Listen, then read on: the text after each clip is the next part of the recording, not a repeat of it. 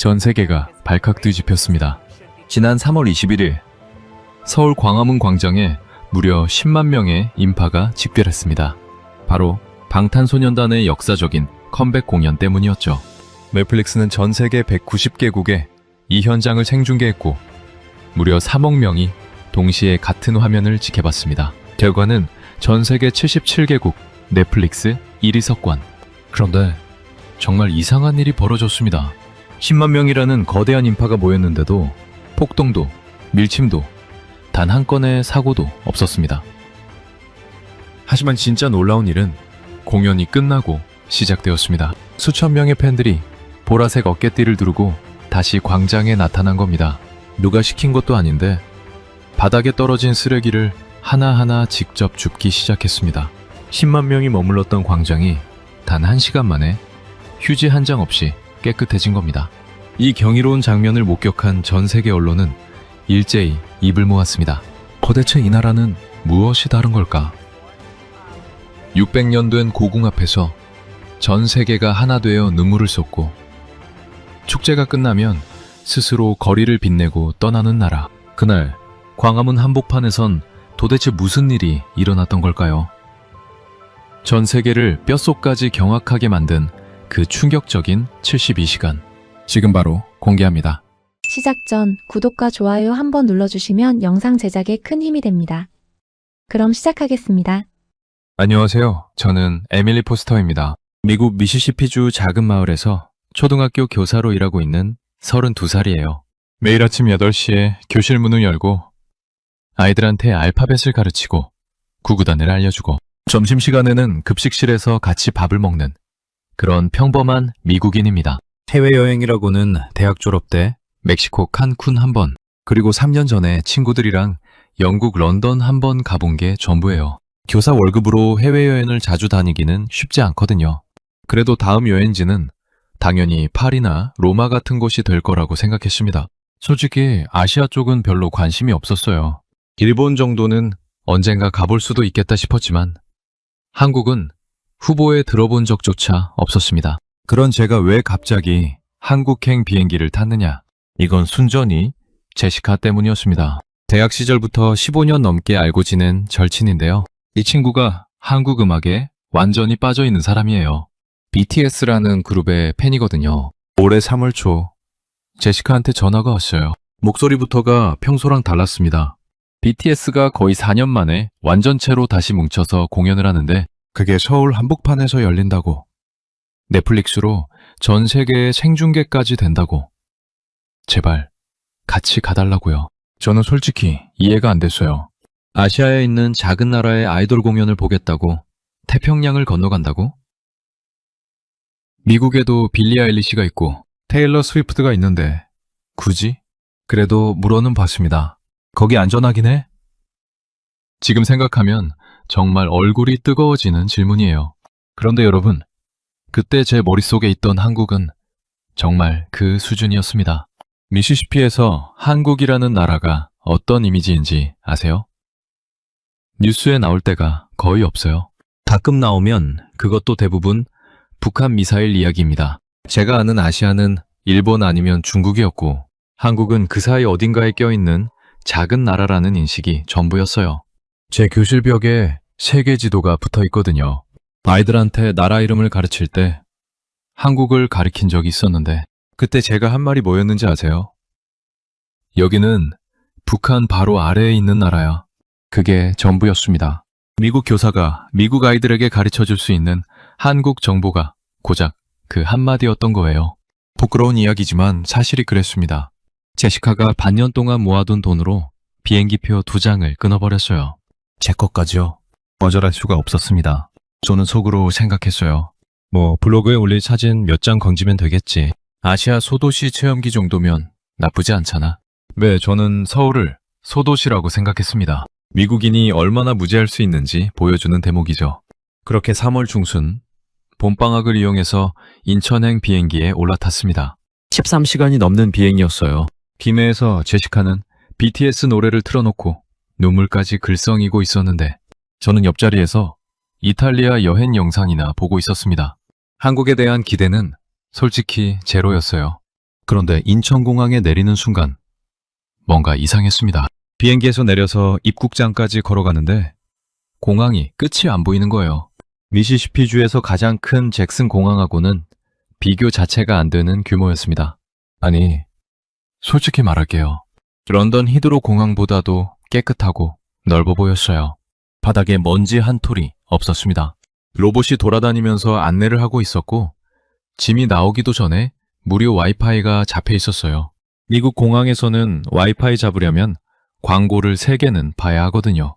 여러분, 인천공항이 세계 공항 서비스 평가에서 1위를 12번이나 한 곳이라는 걸 저는 그때 전혀 몰랐습니다. 말을 듣고 나서야 느낀 거예요. 아, 이 나라는 내가 생각했던 그런 나라가 아니구나. 공항 철도를 타고 서울 도심으로 들어가는데 창밖을 보다가 입이 벌어졌습니다. 한강이 먼저 보였어요. 강 위로 다리가 몇 개씩 걸려 있었고 양쪽으로 초고층 빌딩들이 하늘을 찌르고 있었습니다. 미시시피에서 가장 높은 건물이 20층 조금 넘는 수준인데 서울은 창밖으로 보이는 건물 하나하나가 전부 그것보다 높았어요. 깨끗하게 정돈된 도로, 산과 강과 도시가 하나로 어우러진 풍경, 지하철역마다 빼곡하지만 질서정연하게 서 있는 사람들. 제시카가 옆에서 웃으면서 말했어요. 내가 왜 이 나라에 빠졌는지 이제 좀 알겠지? 저는 대답 대신 카메라를 꺼내 들었습니다. 소도시 체험기를 쓰러 온 거였는데 카메라를 드는 순간 깨달았어요. 이건 내가 알던 세상이 아니라는 걸. 그때는 아직 몰랐습니다. 이 카메라가 앞으로 며칠 동안 제 인생에서 가장 많은 사진을 찍게 될 거라는 걸. 그리고 이 나라가 제 안에 있던 모든 상식을 송두리째 뒤집어 놓을 거라는 것도요. 공연 당일이 밝았습니다. 3월 21일 금요일이었어요. 제시카가 새벽 6시부터 저를 흔들어 깨웠습니다. 공연은 저녁 8시인데 왜 이렇게 일찍 나가느냐고 물었더니 자리를 잡으려면 최소 10시간 전에는 나가야 한다는 거예요. 10시간이요? 저는 테일러 스위프트 에라스 투어 때도 3시간 전에 갔거든요. 그것도 빠른 편이었는데 10시간이라니 솔직히 과장이라고 생각했습니다. 그런데 광화문에 도착하는 순간 제 입이 다물어지지 않았어요. 이미 수천 명이 줄을 서고 있었습니다. 새벽 6시 반이었는데요. 텐트를 치고 밤을 새운 사람들도 보였어요. 그것도 한국 사람만이 아니었습니다. 프랑스어가 들렸고 일본어가 들렸고 스페인어, 아랍어, 포르투갈어까지 뒤섞여 있었어요. 제시카가 말했습니다. 60개국이 넘는 나라에서 온대. 60개국이요. 미국 대통령 취임식도 이 정도는 아닐 거예요.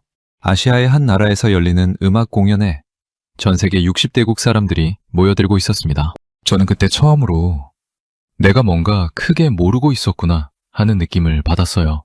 시간이 지나면서 사람이 점점 더 몰려들었습니다. 오전, 오후가 지나고 해가 기울 무렵 광화문 광장은 말 그대로 사람의 바다였어요. 주최 측 추산 약 26만 명. 여러분, 26만 명이 어느 정도인지 감이 오세요? 미시시피주 주도인 잭슨시 전체 인구가 약 15만 명이에요. 제가 사는 도시 인구의 거의 2배에 달하는 사람들이 이 광장 하나에 들어차 있었던 겁니다. 그런데 이상한 게 있었어요. 26만 명이 모여 있는데 소리 지르는 사람이 없었습니다. 밀치는 사람도 없었어요. 보라색 응원봉을 들고 줄 맞춰 서서 조용히 기다리고 있었습니다. 미국이었으면 경찰 바리케이트가 3겹은 쳐져 있었을 거예요.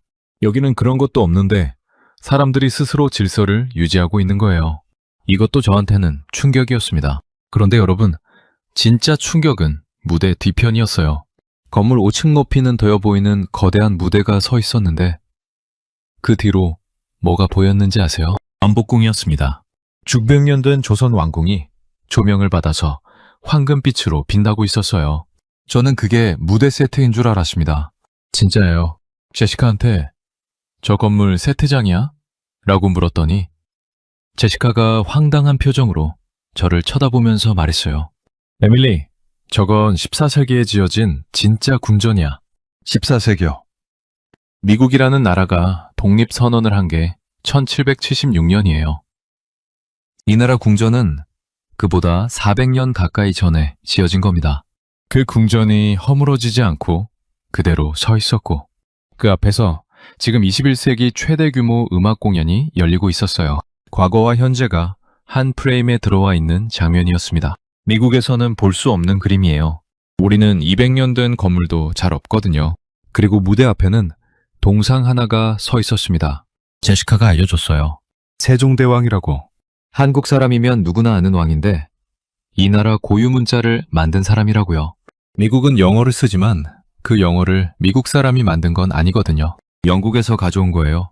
그런데 이 나라는 자기네 문자를 자기네 왕이 직접 만들었다는 겁니다. 그 왕의 동상이 내려다보는 광장에서 전 세계 26만 명이 이 나라의 음악을 듣겠다고 모여있는 장면.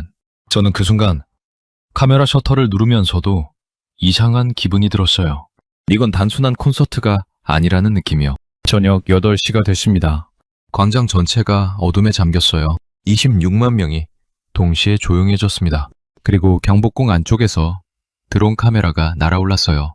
화면에 보이기 시작한 건 경복궁 근정문이었습니다. 거기서부터 흑매문을 지나 광화문까지 이어지는 길 위로 7명의 사람이 걸어 나오고 있었어요. 제시카가 숨을 멈추면서 말했습니다. 왕의 길이야. 조선시대에 왕만 걸을 수 있었던 길이래. 왕만이 걸을 수 있었던 길. 그 길을 지금 전 세계가 지켜보는 가운데 7명의 청년이 걸어 나오고 있었습니다. 600년 전 이 길을 걷던 건 한나라의 왕이었고 지금 이 길을 걷고 있는 건 전 세계 190개국이 지켜보는 아티스트였어요. 여러분, 저는 미국인이고 이 나라에 아무런 감정이 없던 사람이에요. 그런데 그 장면을 보는 순간 가슴이 이상하게 뜨거워지는 걸 느꼈습니다. 왜인지는 저도 몰라요.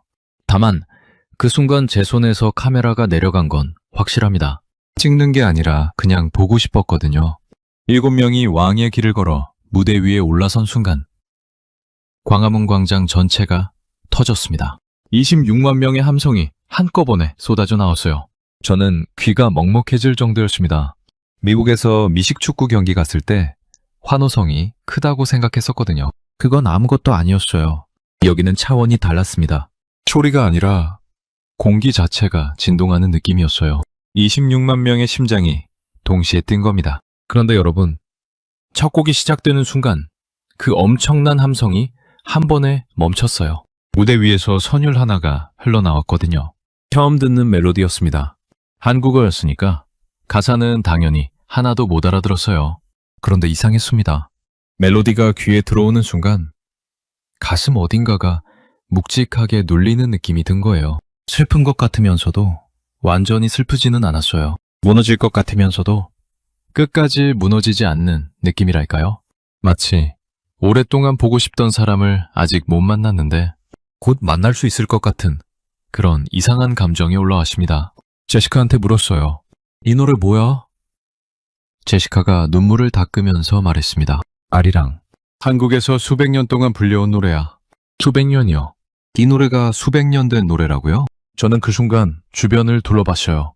26만 명이 이 노래를 듣고 있었습니다. 한국 사람들은 따라 부르고 있었어요. 그런데 울고 있는 사람이 한둘이 아니었습니다. 옆에 서 있던 프랑스 여성도 눈이 빨개져 있었고 뒤쪽에 있던 일본 남성은 두 손으로 얼굴을 가리고 있었어요. 가사를 아는 사람도 울고 가사를 모르는 사람도 울고 있었습니다. 도대체 이 노래에 뭐가 들어있는 걸까요? 나중에 알게 됐어요. 아리랑이라는 노래에는 이 나라 사람들의 모든 게 담겨 있었습니다. 일제강점기에 나라를 빼앗겼을 때도 이 노래를 불렀고 전쟁 속에서 가족을 잃었을 때도 이 노래를 불렀고 전쟁이 끝나고 먹을 것 하나 없던 보릿고개를 넘을 때도 이 노래를 불렀다고 해요. 이별의 노래이고 그리움의 노래이고 기다림의 노래이고 그러면서도 결국은 다시 만난다는 희망의 노래라는 거예요.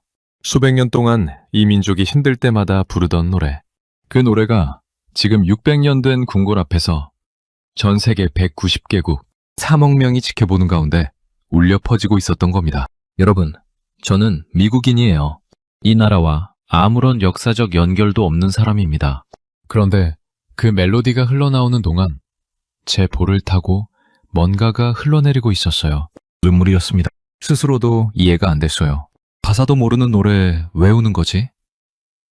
그런데 주변을 보니까 저만 그런 게 아니었습니다. 공연이 끝나고 나서 SNS를 검색해 봤더니 전 세계에서 가장 많이 올라온 반응이 뭐였는지 아세요?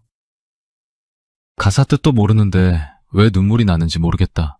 이 말이 영어로, 프랑스어로, 일본어로, 스페인어로 수만 건이 올라와 있었어요. 저만 이상한 게 아니었던 겁니다. 공연은 약 1시간 동안 계속됐습니다. 신곡도 하고 예전 히트곡도 했어요. 멤버들이 무대 위에서 팬들한테 이야기를 하는 순간도 있었는데 한국어라 못 알아듣겠지만 목소리가 떨리고 있다는 건 느낄 수 있었어요. 제시카가 통역해줬습니다. 군 복무를 마치고 거의 4년 만에 돌아온 거라고. 팬들이 기다려줬지만 본인들은 혹시 잊힌 건 아닌지 두려웠다고요.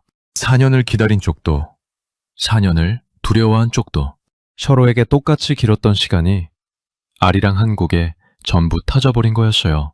마지막 곡이 끝나고 무대 조명이 꺼졌습니다. 그 순간 26만 명이 들고 있던 보라색 응원봉이 일제히 켜졌어요. 광화문 광장 전체가 보랏빛으로 물들었습니다. 경복궁을 배경으로 보라색 빛의 바다가 출렁이고 있었어요. 여러분, 저는 30년 넘게 미국에서 살면서 뉴욕 타임스퀘어 새해 카운트다운도 봤고 디즈니월드 불꽃놀이도 봤습니다. 그런데 이 장면 앞에서는 전부 아무것도 아니었어요.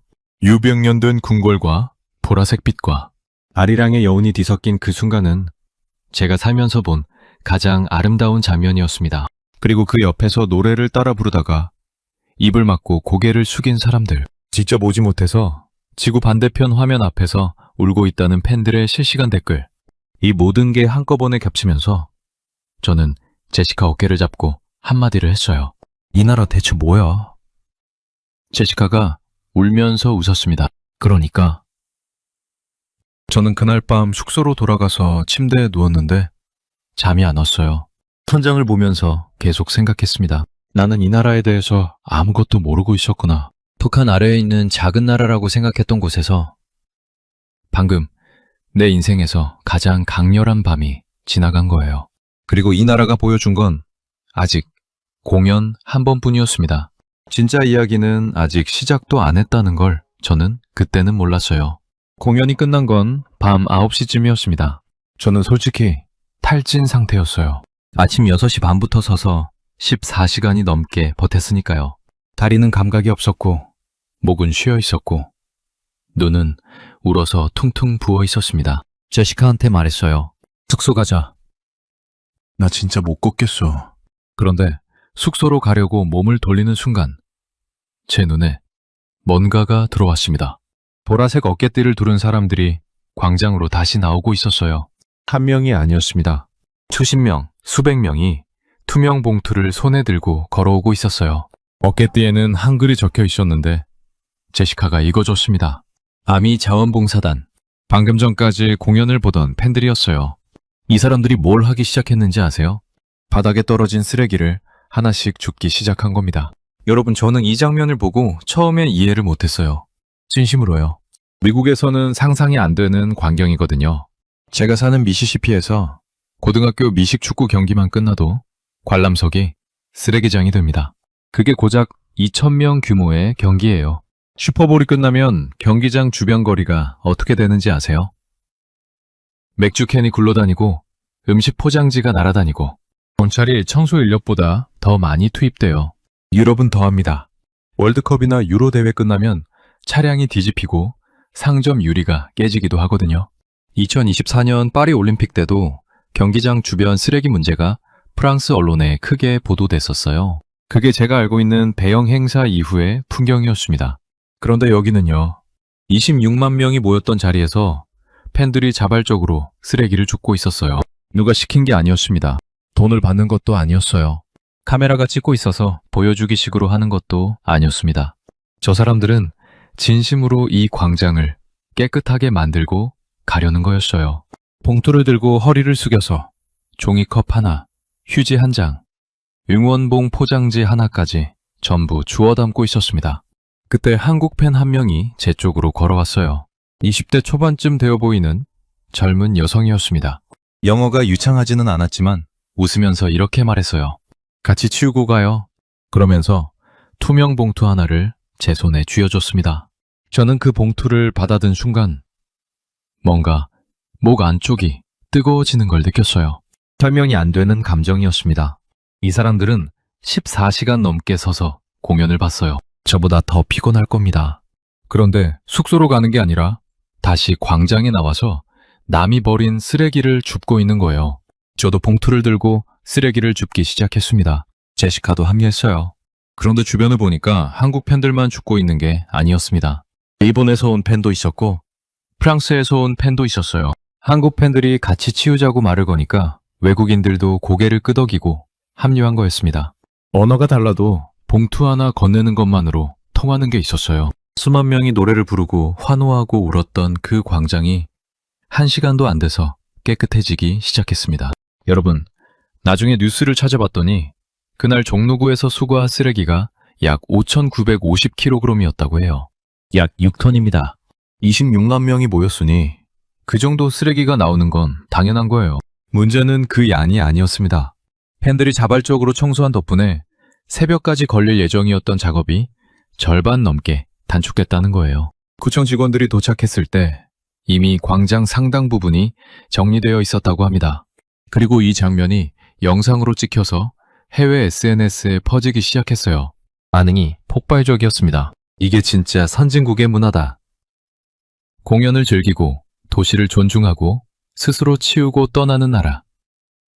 26만 명이 모이고 자발적으로 청소한 나라가 지구상에 또 있나. 이런 댓글이 수천 개 달렸어요. 저는 그날 밤 숙소에 돌아와서 블로그를 열었습니다. 원래는 간단하게 공연 후기를 쓸 생각이었어요. 그런데 키보드 위에 손을 올려놓고 가장 먼저 친 문장이 이거였습니다. 이건 팬덤의 문화가 아니라 이 나라의 DNA다. 저는 미국에서 선진국이라는 말을 들으며 자랐어요. 세계에서 가장 강한 나라, 가장 부유한 나라, 가장 자유로운 나라.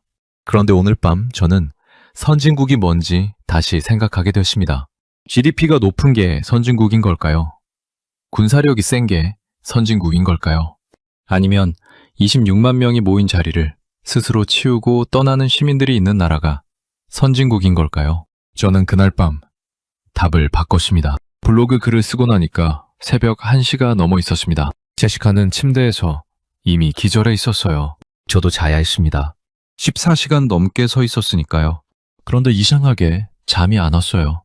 공연의 여운이 아직도 온몸에 남아 있었고 광장에서 봉투를 건네주던 그 한국 여성의 얼굴이 자꾸 떠올랐습니다. 결국 이불을 걷어차고 일어났어요. 혼자 밖에 나가보기로 했습니다. 여러분, 여기서 한 가지 말씀을 드려야 해요. 미국에서 여자 혼자 새벽에 밖을 나간다는 건 굉장히 위험한 일입니다. 미시시피에서 저희 어머니가 제가 어릴 때부터 귀에 못이 박히도록 하신 말씀이 있어요. 해가 지면 절대 혼자 나가지 마라. 이게 과장이 아니에요. 미국에서는 매년 약 120만 건의 폭력 범죄가 발생합니다. 뉴욕이나 시카고 같은 대도시에서는 밤 10시 이후에 혼자 걷는 것 자체가 위험행위로 분류돼요. 저도 런던 여행 때 밤 9시 넘어서 한번 나가본 적이 있는데 호텔 앞 골목에서 취한 남자가 소리를 질러서 뛰어들어온 기억이 있거든요. 그게 제가 아는 밤거리였습니다. 그런데 서울은 달랐어요. 숙소 문을 열고 나왔더니 새벽 1시가 넘은 거리에 사람들이 돌아다니고 있었습니다. 그것도 여자들이요. 혼자서요. 이어폰 꽂고 편의점에 들어가고 강아지 산책을 시키고 포장마차에 앉아서 뭔가를 먹고 있었어요. 아무도 주변을 경계하지 않았습니다. 뒤를 돌아보면서 걷는 사람도 없었어요. 그냥 자연스러운 일상처럼 밤거리를 걷고 있었습니다. 저는 처음에 이게 이 동네만 특별히 안전한 건가 싶었어요. 그래서 더 걸어봤습니다. 콩대라는 곳까지 걸어갔어요. 거기는 더 놀라웠습니다. 새벽 2시가 넘었는데 거리가 낮보다 더 환했어요. 젊은 사람들이 거리에서 웃고 노래하고 춤추고 있었습니다. 가게들이 아직 열려 있었고 음악이 흘러나오고 있었어요. 미국이었으면 이 시간에 이 정도 인파가 모여 있으면 경찰차가 최소 5대는 서 있어야 합니다. 여기는 경찰차가 한 대도 안 보였어요. 그런데도 아무 일이 안 일어나고 있었습니다. 저는 계속 걸었어요. 새벽 3시가 됐습니다. 골목길로 들어가 봤어요. 좁은 골목이었습니다. 미국이었으면 절대 들어가지 않았을 길이에요. 그런데 거기에도 편의점 불이 켜져 있었고 고양이 한 마리가 담벼락 위에서 자고 있었어요. 위협적인 건 아무것도 없었습니다. 저는 편의점에 들어가서 한국 딸기 우유라는 걸 하나 샀어요. 제시카가 꼭 먹어보라고 했던 거였거든요. 분홍색 작은 병이었는데 한 모금 마시는데 달콤하면서도 진한 딸기 맛이 입안 가득 퍼지더라고요. 새벽 3시에 서울 골목 한가운데 서서 딸기 우유를 마시고 있는 미국 여자. 이 장면을 미시시피에 있는 저희 어머니가 봤으면 기절했을 겁니다. 딸기 우유를 들고 경복궁 돌담길까지 걸어갔어요. 낮에 26만 명이 모였던 광화문 광장을 지나서요. 불과 몇 시간 전에 세상에서 가장 시끄러웠던 그 광장이 지금은 고요했습니다. 그런데 그 고요함이 무섭지가 않았어요. 오히려 편안했습니다. 돌담 위로 가로등 빛이 부드럽게 내려앉아 있었고 바람에 나뭇잎 흔들리는 소리만 들렸어요. 걷다 보니 출출해졌습니다. 포장마차 하나가 아직 열려 있었어요. 앉아서 떡볶이라는 것과 미니 김밥이라는 걸 시켜봤습니다. 떡볶이는 달콤하면서 매운맛이 동시에 올라오는 음식이었는데 새벽 공기를 맞으면서 먹으니까 미국 어떤 레스토랑 스테이크보다 맛있었어요. 과정이 아닙니다. 여러분, 그 포장마차에 앉아서 떡볶이를 먹는 동안 저는 계속 생각했어요. 지금 새벽 3시 반이다. 나는 외국인 여자 혼자다. 골목 한가운데에 앉아있다. 그런데 두렵지가 않다. 이건 대체 어떻게 가능한 걸까? 세계 안전도시 순위에서 서울은 늘 최상위권이라는 이야기를 나중에 찾아봤어요. 한국의 야간 범죄율은 미국의 5분의 1을 수준이라고 합니다. 그런데 이건 숫자의 문제가 아니었어요. 숫자는 결과일 뿐이거든요. 이 안전함을 만들어낸 건 경찰력이 아니라 이 나라 사람들이었습니다. 수십 년 동안 이 사회를 구성하고 있는 사람들이 서로를 해치지 않겠다는 약속을 지켜온 거예요. 어젯밤 광장을 스스로 청소하고 떠났던 그 사람들. 새벽에 혼자 걸어도 아무 일이 없는 이 거리. 이건 전부 하나로 연결되어 있었습니다. 저는 그날 새벽 숙소로 돌아가면서 어머니한테 문자를 보냈어요. 엄마, 나 새벽 3시에 혼자 서울 거리를 걸었어. 아무 일도 안 일어났어. 어머니 답장이 바로 왔습니다. 미쳤니? 미국 어머니의 반응은 당연히 그거예요. 그런데 저는 미치지 않았어요. 이 나라가 만들어 놓은 안전 속에서 저는 난생 처음 밤이 무섭지 않다는 걸 경험한 겁니다. 새벽 5시에 잠들어서 10시에 겨우 일어났습니다. 제시카가 이미 화장을 끝내고 앉아 있었어요. 오늘 일정을 빼곡하게 짜놨더라고요. 첫 번째 목적지는 경복궁이었습니다. 어젯밤 공연 무대 뒤에서 황금빛으로 빛나던 그 건물이요. 저는 솔직히 궁전 관광에 큰 기대는 없었어요. 유럽에 가면 궁전이야 널려 있으니까요.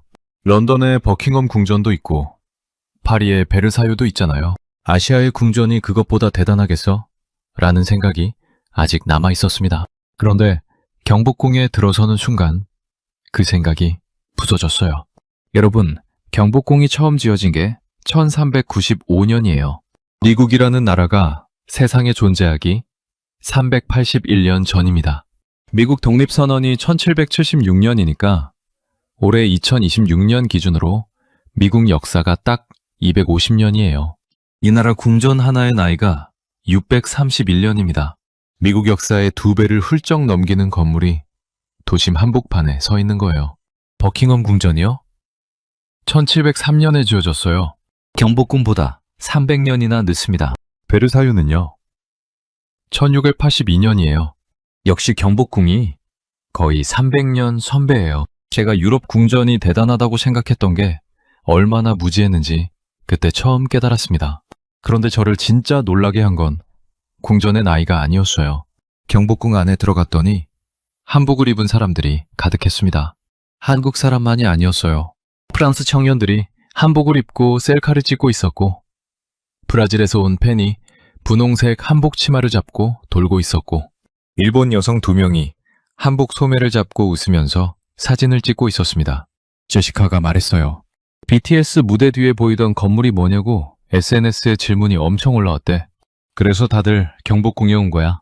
아이돌 공연 하나가 600년 된 궁전에 전 세계 관광객을 몰고 온 겁니다. 저도 한복을 입어봤어요. 궁전 근처에 한복 대여점이 있었거든요. 연두색 저고리에 분홍색 치마를 골랐습니다. 거울을 보는데 이상한 기분이 들었어요. 미국에는 이런 전통 의상이 없거든요. 미국의 전통 의상이 뭐냐고 물으면 대답할 수가 없어요. 카우보이 모자? 그건 의상이라기보다 코스프레에 가깝죠. 그런데 이 나라 사람들은 수백 년 전 조상들이 입던 옷을 지금도 입고 궁전을 걸어요. 그리고 그게 전혀 어색하지가 않습니다. 600년 된 건물과 수백 년 된 옷이 자연스럽게 하나가 되는 나라. 저는 한복을 입고 경복궁 마당을 걸으면서 처음으로 이 나라가 부러웠습니다. 경복궁을 나와서 제시카가 다음 코스로 데려간 곳이 성수동이라는 동네였어요. 지하철을 타고 20분 정도 걸렸습니다. 내리는 순간 시간대가 바뀐 것 같았어요. 경복궁에서는 600년 전에 있었는데 성수동에 내리니까 2030년에 온 느낌이었거든요. 유리와 차로 된 건물들, 세계 어디에서도 본 적 없는 독특한 카페들, 벽마다 그려진 예술작품들, 틱톡에서 가장 핫한 서울 명소라고 제시카가 말했는데 가보니까 이해가 됐어요. 여기서 사진을 찍으면 어떻게 찍어도 작품이 나오거든요. 그런데 웃긴 건 외국인이 한국의 감성을 느끼러 왔는데 돌아보니 외국인만 가득했다는 거예요. 성수동에서 삼성동으로 넘어갔습니다. 초고층 빌딩이 하늘을 찌르고 있었고 도로는 반짝반짝 빛나고 있었어요.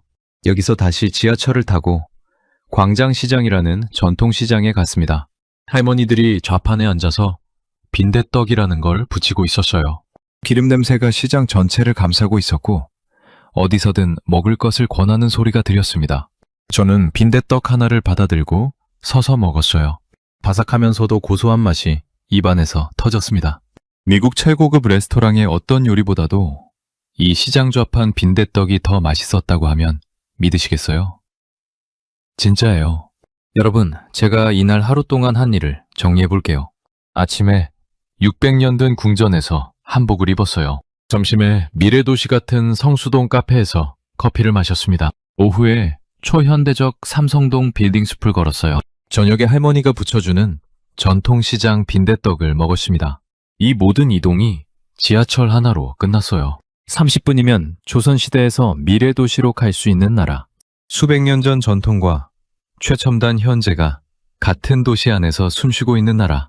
과거를 버리지 않고 미래를 만든 나라. 저는 그날 저녁 블로그에 이렇게 적었습니다. 서울은 도시가 아니라 타임머신이다. 그리고 한 줄을 더 추가했어요.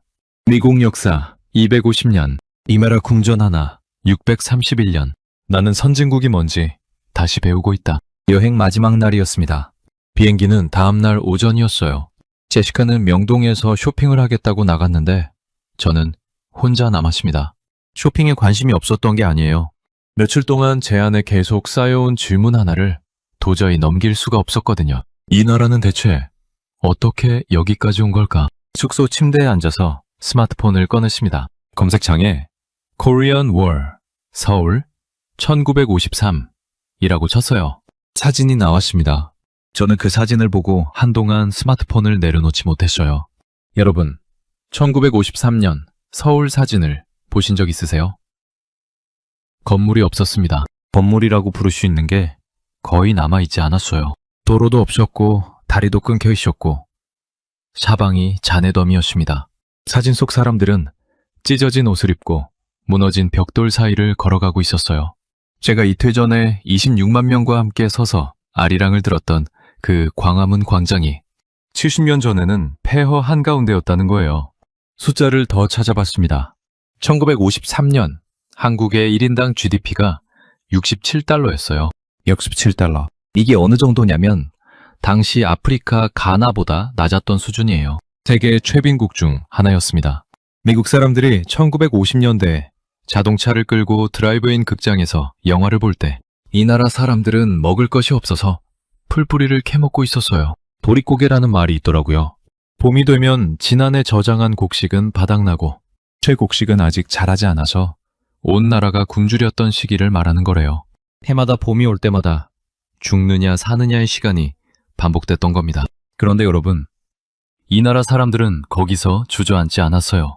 이게 제가 가장 이해할 수 없었던 부분입니다. 전쟁으로 모든 게 사라진 땅에서 이 나라 사람들은 맨손으로 벽돌을 쌓기 시작했습니다. 새벽 4시에 공장으로 출근해서 밤 12시까지 기계를 돌렸어요. 중동 사막에 가서 섭씨 50도가 넘는 또약볕 아래 도로를 깔았습니다. 독일 탄광에 들어가서 석탄 먼지를 마시며 돈을 벌었어요. 그 돈을 고국에 보냈습니다. 본인은 제대로 먹지도 못하면서요. 새마을 운동이라는 게 있었더라고요. 마을 주민들이 직접 길을 닦고 지붕을 고치고 다리를 놓았다고 해요. 나라가 해주길 기다린 게 아니라 스스로 삽을 들었던 겁니다. 그리고 그보다 더 제 가슴을 치는 이야기가 있었어요. 이 나라 부모들은 자기 밥을 굶으면서 자식을 학교에 보냈다고 합니다.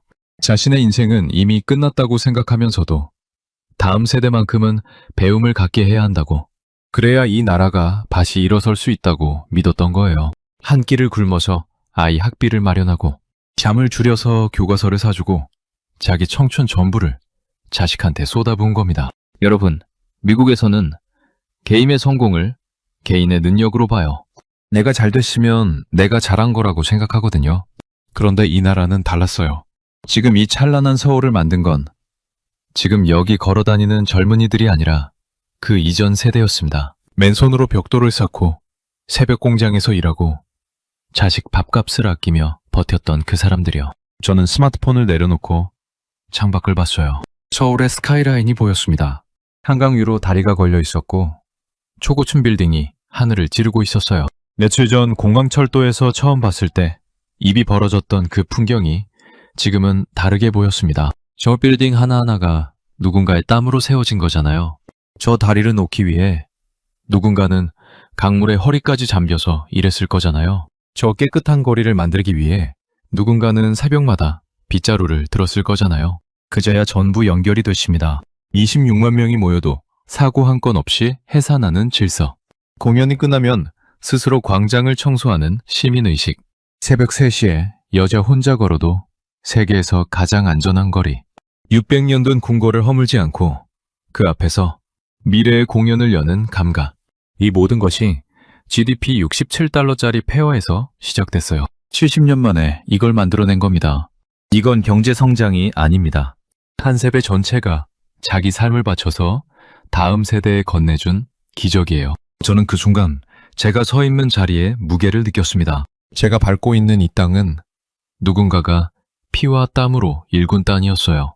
제가 안전하게 걸었던 그 새벽거리는 누군가가 목숨을 걸고 지켜낸 평화 위에 깔린 거였습니다. 저는 미국인으로서 이 나라를 작은 나라라고 생각했었어요. 아시아 소도시 체험기를 쓰러 왔다고 생각했었습니다. 그런데 지금 이 순간 제가 할 수 있는 말은 하나뿐이에요. 이 나라를 만든 사람들에게 경의를 표합니다. 인천공항으로 가는 공항철도 아니었습니다. 며칠 전 이 열차를 타고 서울에 들어올 때와 같은 노선인데 창밖이 완전히 다르게 보였어요. 처음 왔을 때는 그냥 높은 빌딩이 많은 도시라고 생각했습니다. 지금은 저 빌딩 하나하나에 누군가의 인생이 들어있다는 걸 알아요. 한강 위 다리를 볼 때도 그랬어요. 며칠 전에는 다리가 많네 였는데 지금은 저 다리를 놓기 위해 누가 강물 속에 서 있었을까가 먼저 떠오릅니다. 같은 풍경인데 제 눈이 달라진 거예요. 아니, 눈이 아니라 저라는 사람이 달라진 겁니다. 공항에 도착해서 출국 수속을 밟고 탑승 게이트 앞 의자에 앉았습니다. 비행기까지 2시간이 남아 있었어요. 제시카는 면세점에 가겠다고 뛰어갔는데 저는 노트북을 꺼냈습니다. 블로그에 마지막 글을 써야 했거든요. 제목을 뭘로 할지는 이미 정해져 있었어요. 나는 한국에 대해 완전히 무지했다. 키보드 위에 손을 올려놓고 며칠간의 기억을 하나씩 꺼냈습니다. 인천공항에 내려서 아시아 소도시 체험기를 쓰겠다고 생각했던 나. 세종대왕 동상 앞에서 26만 명이 서 있는 걸 보고 입을 다무지 못했던 나. 가사도 모르는 아리랑에 눈물을 흘렸던 나. 보라색 봉투를 건네받고 광장에서 쓰레기를 주웠던 나. 새벽 3시에 서울 골목을 혼자 걸으면서 난생 처음 밤이 무섭지 않다는 걸 알았던 나. 600년 된 궁전 앞에서 미국 250년 역사가 부끄러웠던 나. 그리고 1953년 서울 사진을 보면서 이 나라를 만든 사람들에게 고개를 숙였던 나. 72시간이었어요. 고작 72시간 동안 일어난 일들이 30년 넘게 살아온 제 상식을 전부 뒤집어 놓았습니다. 글을 쓰기 시작했어요. 1시간 동안 멈추지 않고 썼습니다. 마지막 문단에서 저는 이렇게 적었어요. 한국은 K-팝을 수출하는 나라가 아니다. 70년 만에 폐허 위에 기적을 세운 사람들의 이야기를 수출하는 나라다. 그 기적을 만든 건 정부가 아니었고 대기업도 아니었다. 전쟁이 끝난 자리에서 맨손으로 벽돌을 쌓고 새벽 공장에서 잠을 줄이고 자식밥을 아껴가며 나라를 다시 세운 한국의 어머니 아버지 세대였다. 나는 그 사람들이 만든 나라 위를 걸었다.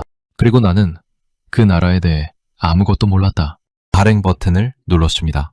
비행기 안에서 잠이 들었어요. 13시간 뒤에 미국 땅을 밟고 스마트폰을 켰는데 알림이 미친 듯이 울리고 있었습니다. 블로그에 무슨 일이 생긴 거였어요. 24시간 만에 조회수가 200만을 넘겼습니다. 댓글이 수천 개가 달려 있었어요. 미국에서 달린 댓글이 보였습니다. 나도 한국이 북한이랑 같은 나라인 줄 알았다. 이 글 보고 항공권부터 검색했다. 프랑스에서도 왔어요. 한국 지하철이 파리 메트로보다 깨끗하다는 게 사실이었어? 직접 봐야겠다. 브라질에서도 달렸습니다. 26만 명이 모이고 스스로 치웠다고? 우리나라에서는 100명만 모여도 경찰이 출동한다. 영국에서도 왔어요. 600년 된 궁궐 앞에서 세계적 공연을 여는 나라가 지구상이 또 있나? 그리고 저를 가장 오래 멈추게 한 댓글이 하나 있었습니다. 미국 텍사스에서 온 댓글이었어요. 내 할아버지가 한국전쟁 참전 군인이다. 그분이 지킨 나라가 이렇게 됐다니 눈물이 난다. 할아버지한테 이 글을 읽어드리겠다. 저는 그 댓글을 읽고 공항 의자에 앉은 채 한참을 움직이지 못했어요. 70년 전에 이 나라를 지키기 위해 바다를 건넜던 누군가의 손자가 지금 제 글을 읽고 있는 거였습니다. 그리고 그 손자가 할아버지에게 이 글을 읽어드리겠다고 하는 거예요. 70년이라는 시간이 하나로 이어진 순간이었습니다. 전쟁 속에서 이 나라를 지킨 사람, 폐허 위에서 이 나라를 다시 세운 사람, 그리고 그 나라 위를 걸으며 눈물 흘린 미국인 교사. 전부 하나의 이야기 안에 들어와 있었어요. 여러분, 저는 한국에 가기 전에 이 나라를 몰랐습니다. 북한 아래에 있는 작은 나라. 그게 전부였어요. 테일러 스위프트가 있는데 굳이 아시아 아이돌을 보러 가냐고 했던 사람이 저예요. 서울을 소도시라고 생각했던 사람이 저입니다. 지금 저는 그때의 제가 부끄럽습니다. 이 나라는 작은 나라가 아니었어요. 이 나라는 70년 만에 인류 역사상 유례없는 기적을 만들어낸 나라였습니다. 그리고 그 기적 위에서 전 세계 190개국, 3억 명이 같은 노래를 듣고 같은 시간에 울 수 있는 밤을 만들어낸 나라였어요. 서울에서 보낸 72시간이 제 인생의 30년을 뒤집었습니다. 그리고 저는 이미 서울행 항공권을 다시 예약한 상태예요. 이번에는 혼자가 아니라 어머니를 모시고 갈 겁니다. 새벽 3시에 딸 혼자 밖을 나갔다고 기절할 뻔했던 저희 어머니한테 직접 보여드리고 싶거든요. 이런 나라가 있다는 걸. 제 블로그 프로필에는 새로운 한 줄이 추가되어 있습니다. 다음 목적지, 서울. 다시, 여러분, 오늘의 이야기는 여기까지입니다. 어떠셨습니까, 우리 어르신들? 한국이 어디 붙어 있는지도 몰랐던 미국 시골 초등학교 교사가 서울에 와서 아리랑에 눈물을 흘리고 새벽 거리를 걸으며 입을 다물지 못하고 결국 이 나라를 만든 사람들 앞에 고개를 숙인 이야기. 가슴이 좀 뻥 뚫리셨습니까? 여러분, 오늘날 전 세계가 감탄하는 이 찬란한 대한민국은 하루아침에 만들어진 게 아닙니다. 전쟁의 잿더미 위에서 맨손으로 벽돌을 쌓으시고 보릿고개에 본인 입은 굶으시면서도 자식 학비만큼은 꼭 마련하셨던 분들, 중동 사막에서 땀을 쏟으시고 새벽 공장에서 잠을 줄이셨던 분들, 바로 지금 이 영상을 보고 계신 우리 어르신들이십니다. 어르신들의 거친 두 손과 굽은 허리가 만들어낸 기적 위에서 오늘 전 세계가 감동하고 있는 겁니다. 콧대 높은 미국인도 자존심 센 유럽인도 흉내낼 수 없는 이 위대한 나라의 진짜 주인공은 바로 여러분이십니다. 구독과 좋아요로 응원해 주시면 더 감동적인 이야기로 찾아뵙겠습니다. 어르신들께서 댓글창에 남겨주시는 따뜻한 말씀 한 줄 한 줄이 저희가 다음 이야기를 찾아달리게 만드는 가장 큰 힘이 됩니다. 늘 건강하시고 매일매일 입가에 웃음꽃 활짝 피어나는 행복한 나날 되시길 진심을 다해 두 손 모아 기원하겠습니다. 긴 영상 끝까지 시청해주셔서 대단히 감사합니다.